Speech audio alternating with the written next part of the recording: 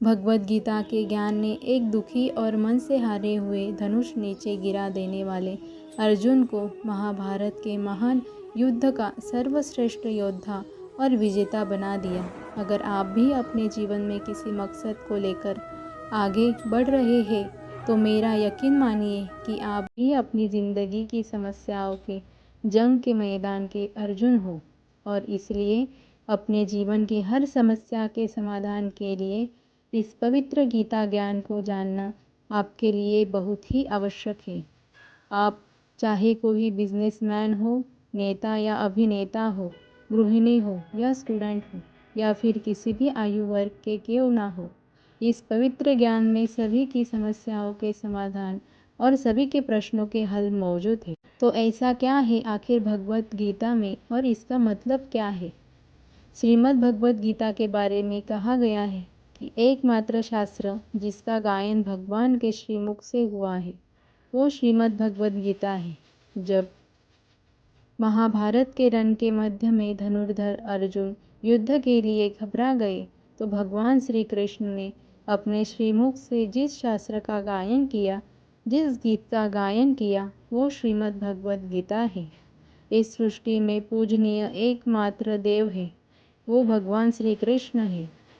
एकमात्र मंत्र है, वो उनका नाम है। एकमात्र कर्म है, वो प्रभु की आराधना है। श्रीमद् भगवद गीता का जितना भी अध्ययन किया जाए, जितना भी समझा जाए, उतना ही कम है।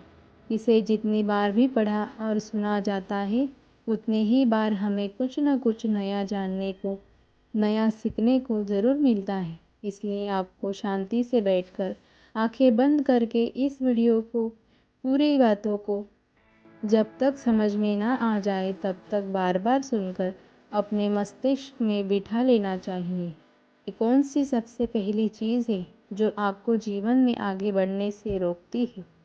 भले ही आप में बहुत नॉलेज हो, आप में बहुत काबिलियत हो, लेकिन उस एक चीज़ की वजह से ही सही निर्णय या सही डिसीजन नहीं ले पाते हैं और अपने काम में सफल नहीं हो पाते हैं।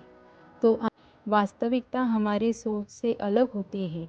हमें नहीं पता होता है कि जब तक हम कोई काम करने का इरादा लेकर जा रहे होते हैं तो वहाँ पर हो सकता है जब हम किसी बुरी चीज़ का सामना करते हैं तो हम संयम खो बैठते हैं और घबरा जाते हैं।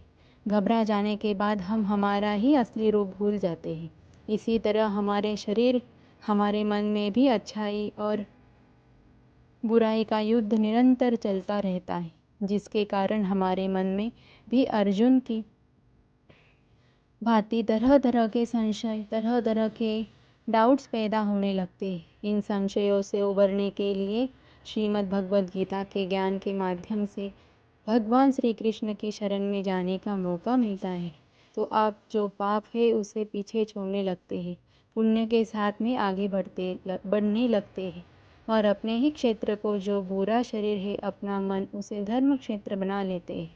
लेकिन अगर आप विकारों के साथ, बुराइयों के साथ चलते हैं, काम क्रोध के साथ चलते हैं, तो आप अपने ही शरीर, अपने ही मन को कुरुक्षेत्र बना लेते हैं। कि जीवन में हमें हमारा कर्म करने से सबसे पहले रोकने वाला कोई होता है तो वह है हमारा मोह, लगाव या अटैचमेंट। जैसे कि आप सुबह जल्दी उठ सकते हैं लेकिन आपको नींद और आलस से मोह होता है। आप अपने लक्ष्य को हासिल करने के लिए कठोर मेहनत कर सकते हैं लेकिन आपको आराम से अटैचमेंट होता है। अर्जुन एक क्षत्रिय थे और युद्ध करना ही उनका काम था और वह युद्ध करने में बहुत अच्छी तरह से ट्रेन भी थे, लेकिन वे मोह में आकर, अटैचमेंट में आकर अपना कर्म भूल गए। इसलिए अगर लाइफ में आपको चुनौतियों से लड़ना है तो आपको अपने अटैचमेंट को सेक्रीफाइस करना पड़ता है। दोस्तों, इसको आप इस तरह से भी समझ सकते हो। मान लो आप किसी से बहुत प्रेम करते हो लेकिन वह मनुष्य आपके प्रेम की कद्र नहीं करता।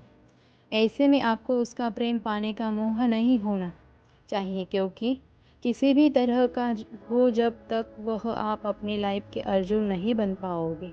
इस वीडियो से आपने क्या सीखा हमें कमेंट करके ज़रूर बताएं। जय श्री कृष्ण।